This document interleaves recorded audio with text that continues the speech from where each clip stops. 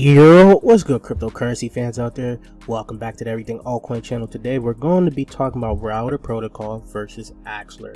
Now this is going to be a tough video because both of these are going to be great in the future, but if you have to choose one, let me know in the comment section down below. But before we get into talking about that, I would like to ask you guys to subscribe to the channel if you guys haven't already. We're on the road to 10k subscribers, so if you guys would like to help out with that, just hit that red subscribe button. Don't forget to like the video, comment anything in the comment section. Well, comment what's your favorite between these two in the comment section down below. Don't forget to hit that bell. Check out the description and comment section down below for the Discord and the Patreon. If you guys don't already know, the Patreon has a tier regarding private sales, so if you guys would like to get into some upcoming projects private sales, join that Patreon, join the Discord, and let's get right into the video, guys. So cross-chain protocols is definitely going to be huge in the future. I believe it's definitely going to be between router and Axelar on which is going to be like the leading one.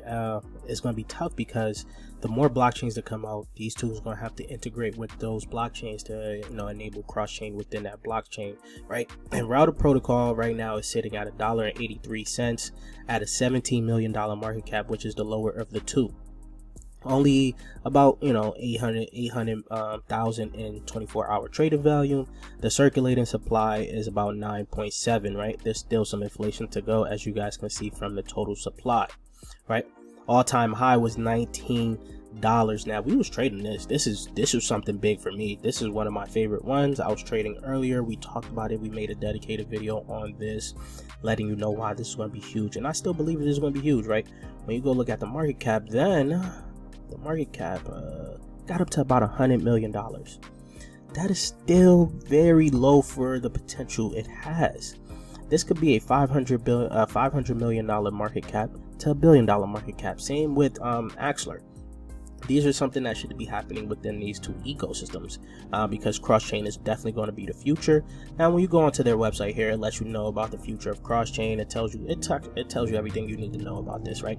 You guys can go ahead and go check out the website yourself to understand a little bit more. Now when you go look at their roadmap here, January of 2023, so that is next month. I am making this video about 5 days before 2023, right? So this is going to have a dedicated router chain, so that could be something very big for them, right? February of 2023, a non-EVM chain, right? So we got to see what is these two right here on the end of their roadmap is big, right?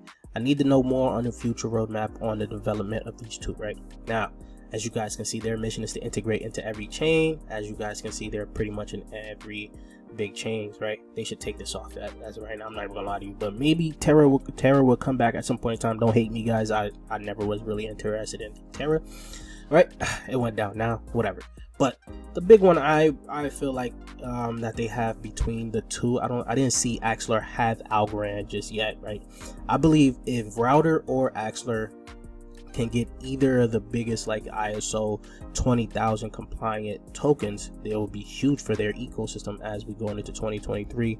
I deem that as the year of the ISO 20,022 tokens, and it has one. Router has one as an Algorand, so that's going to be huge. Excuse me, sorry. Still coming down from the low code I had. As you guys can see, they have their tech partners here, a lot of partners, a few partners here. There you go, back, right? Now they had something that was recently added to their Medium article, which I believe is going to be very huge.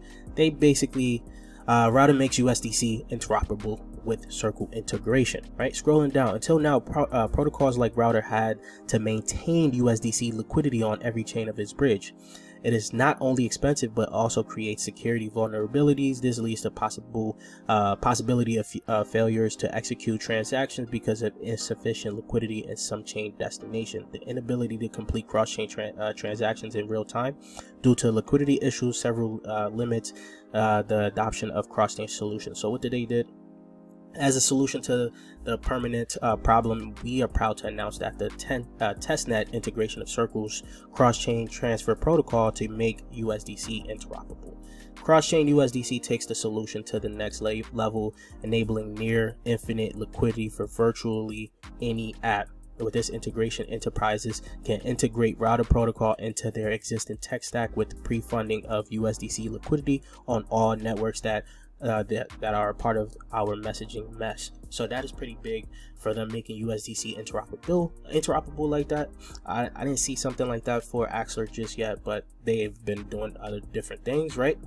So this is Voyager. This is basically the cross-chain swap for router protocol. As you guys can see, they actually did change their name. Voyager is formerly known as app.routerprotocol.com. They did change the URL to it, and it tells you everything you need to know here, from bridging on what chains you want to bridge to, right? From all of that, boom, there you go here, right?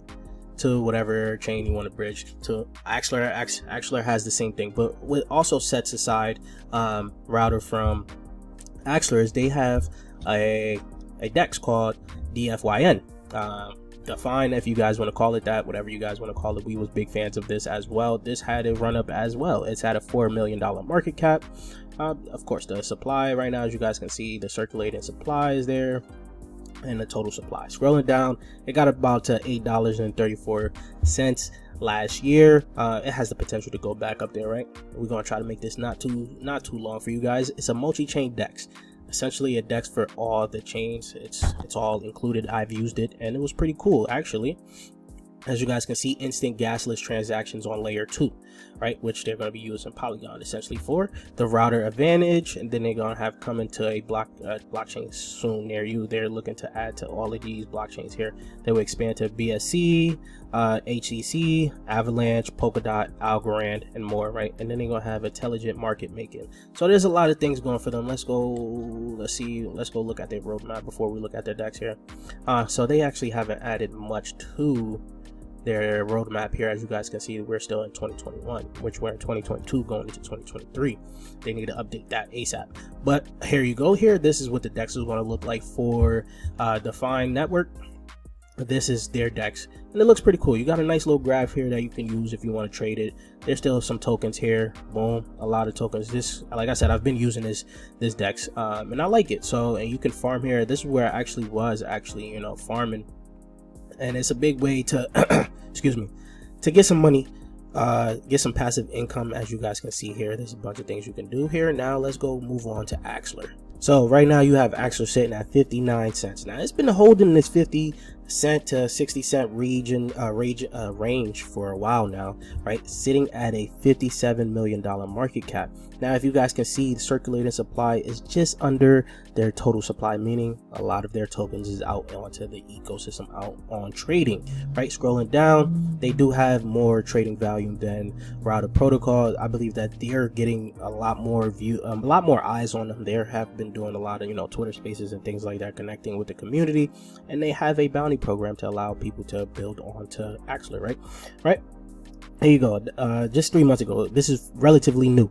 I did make a whole in-depth video on Axelar. It just came out, not too long ago. All-time high was $1.15. So we didn't really see the potential of how much this can actually pump, because it came out essentially during the bear market. So it came out and it got up to about $1.15, and the all-time low was 13 days ago. It got to 38 cents. I missed that. But yeah, so as it came out, I actually kind of traded it a little bit just to run it up to about $1, because it had a little thing where it was supposed to list on exchanges for like $1 or something like that, and then it dropped down to 50 cents. Something went awry, and it was a little bit of FUD early on. Got into it, ran it up to about 80 cents. I gave it to my Patreon members that I was making that trade at that time, right? Because it was very interesting. That was like one of the bear market trades I've made, and I was able to get some profits off of that. Now, when you go onto their website here, as you guys can see, ecosystem startup funding, a $60 million fund to build the mass adoption of Web3 for their ecosystem here. Axelar powers the cross-chain future. A lot of the same talks of what router is. As you guys can see, they do have some great partnerships here with Coinbase and Binance. Router does have Coinbase. What sets them aside is the Binance partnership for Axelar. Partners for Axelar is they have Avalanche, Cosmos, Moonbeam, Polkadot. What sets them aside on this is the Cosmos partnership as of right now. So you can keep scrolling down and understand a little bit more of what they're looking to do. But when you go here to their ecosystem, basically you can go ahead and start building here. Powering Web3 cross-chain infrastructures, 24 blockchains, more income, and $1 billion in transactions. What made this so like a lot of people like it is because they were actually building and people were actually using this protocol before they actually made a token and came out with a token, right? 50 plus validators, as you guys can see, all the things that's going on for it right now. Dozens of dApps are already going cross-chain with Axelar. You got QuickSwap here, Pangolin. I don't know what this is. This is something new to me. But as you guys can see, these are DeFi NFTs here. Boom. Then you got gaming here. Boom. Wallets. Click onto the wallets here. Ledger. All of these are doing Frontier. A lot of people did like Frontier Trust wallets. Web3 infrastructure here. You got a lot more going on here. Centrifuge. A lot of people love Centrifuge, right? So you can see what they're saying, the backers once again, right? Now when you go ahead and go onto their satellite, this is essentially what we showed you with Voyager, or their cross-chain platform here. This is what they got for Axelar here. Scrolling down, boom, you got your, you know, whatever you want to, you know, bridge from.